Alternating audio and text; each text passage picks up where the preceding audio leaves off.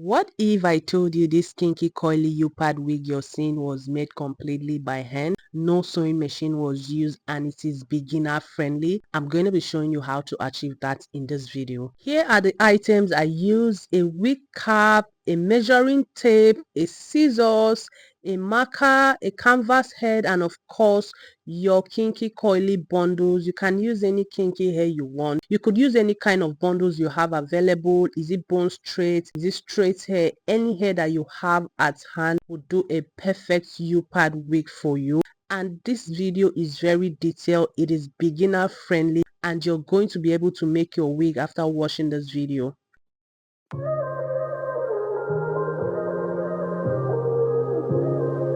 I go ahead to place the wig cap on the canvas head. Then I go ahead to make the necessary adjustment to make sure the wig cap is properly fitted on the mannequin head. Then I go ahead to measure the head size. This will give me the exact size of head that I'm making this wig for. I'm actually making it for myself, so I just measured out my head size. Then I go ahead to mark out where I wanted the U-part to start, and then I drew the guiding lines with my marker for a quicker job.